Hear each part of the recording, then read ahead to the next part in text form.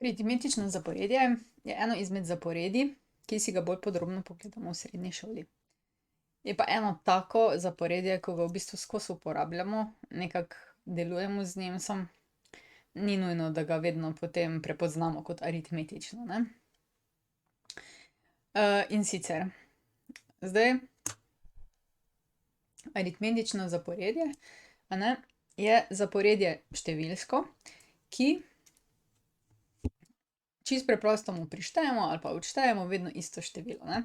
Se pravi, mi imamo recimo število 5, potem se pa odločimo, da bomo recimo za vsak naslednji člen prišteli 3. In potem, če teti petki prištejemo 3, dobimo 8, če tej osemki prištejemo 3, ne, dobimo 11. Če še tej enajstki prištejemo 3, dobimo 14 in tako naprej bi lahko to ponavljali do neskončnosti, ne. In če bi vam jaz rekla, ne vem, 30. člen, ne bi bilo čisto nič pač problema, ampak samo velikokrat bi mogli 3 prišteti, a ne. Se pravi, prvi člen je pomemben in pa tale številka, katero prištevamo.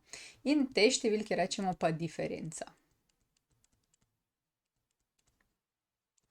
Zdaj, diferenca, ne.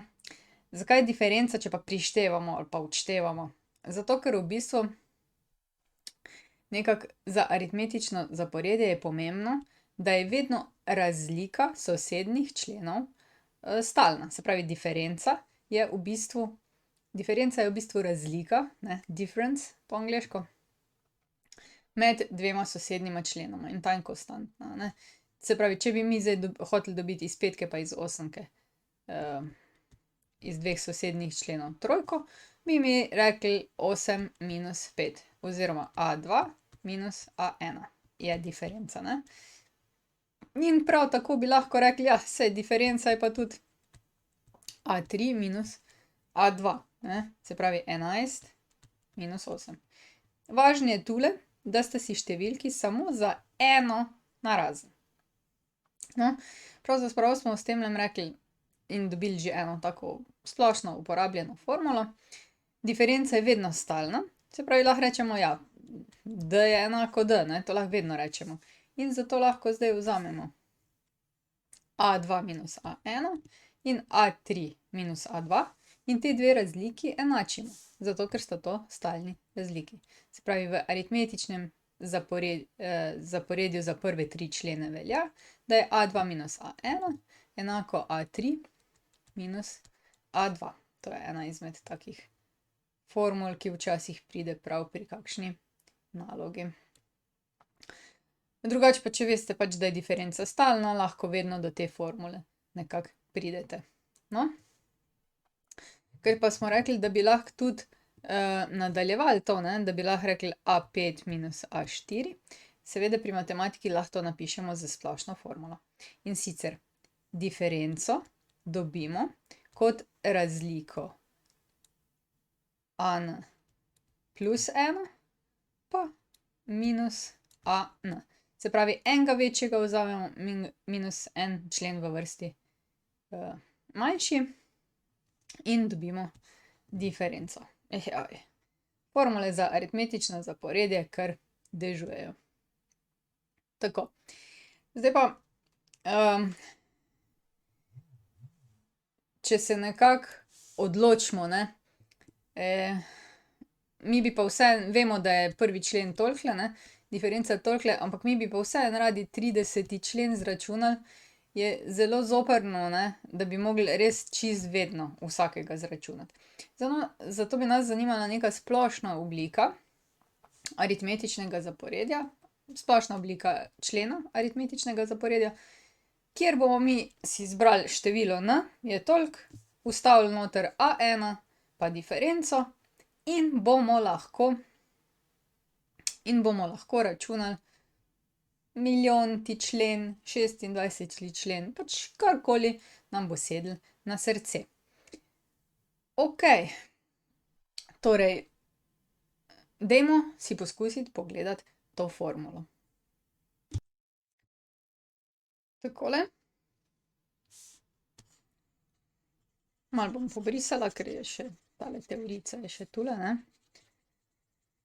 Evo ga. In zdaj poglejmo pa takole. Si bomo poskušali izpeljati, kako dobimo splošni člen, ne. In sicer prvi člen je A1.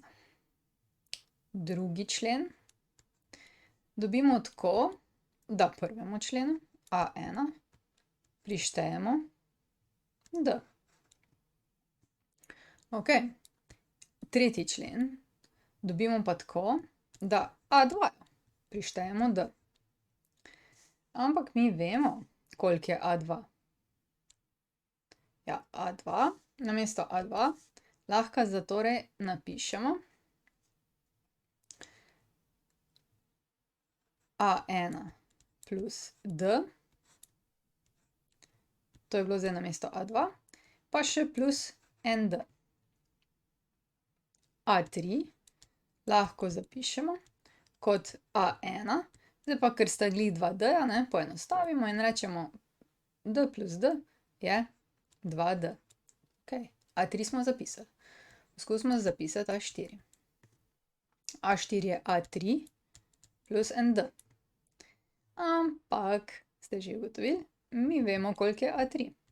Se pravi, A4 je A1 plus 2D, to je zdaj namesto A3, pa še en D.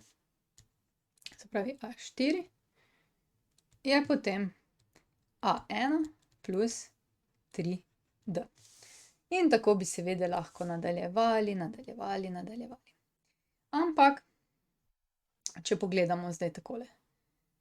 Če imamo A2, potem imamo A1 plus en krat D. Če imamo A3, potem imamo A1 plus 2 krat D. Če imamo A4, imamo 4 plus 3 krat D. Se pravi, mi kaj naredimo? Če bi hoteli recimo 10. člen, bi bil po tej logiki, vzeli bi A1 in zdaj štirki smo eno manj prišteli 3, trojki smo eno manj prišteli 2. In zato bi bilo tukaj 9 krat D. Kaj pa, če bi hoteli, ne vem, 200. člen? Ja, vzeli bi A1 in bi prišteli 199 krat po D, za eno manj. Zdaj pa lahko uporabljate tako, da pač veste, da je za eno manj, splošni člen pa v bistvu izrazimo s formulo, in sicer takole. Rečemo, katerikoli člen aritmetičnega zaporedja lahko izračunamo tako, da mu damo na začetek A1 plus, zdaj pa temule n-ju moramo odšteti 1 in pomnožiti z D. In to je formula za splošni člen aritmetičnega zaporedja. Če hočemo točno določeno zaporedje, moramo vstaviti noter A1 pa D, pa lahko izračunamo katerokoli zaporedje tega aritmetičnega zaporedja, ne. Katerikoli člen tega aritmetičnega zaporedja. Malo se mi zatika danes. Tako, okej. Tukajle imate nekaj teorije, a ne, če si zdaj niste uspeli pisati. Tole je zdaj ta formula, tule smo, a ne. Okej. To je, kar se tiče aritmetičnega zaporedja, zelo na kratko. Aritmetično zaporedje v bistvu je zaporedje, ki se obnaša kot linearna funkcija, a ne. Lahko narašča ali pa pada premo, se pravi na premici. Odvisno je od diference, kar je malo logično, a ne, če imamo 3 pa prištevamo 5, potem so številke vedno večje v enakomernih intervalih, a ne.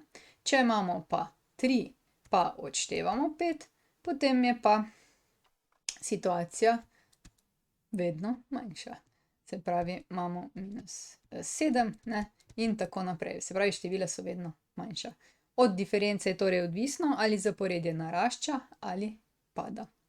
Prvi člen je pa potem tista meja spodnja ali pa meja zgornja. Pa gremo na naloge. Prišli smo do konca. Če želite ali morate videti več, si poglejte na moji spletni strani ninarazlaga.si ali pa se naročite na moj YouTube kanal. Se vidimo!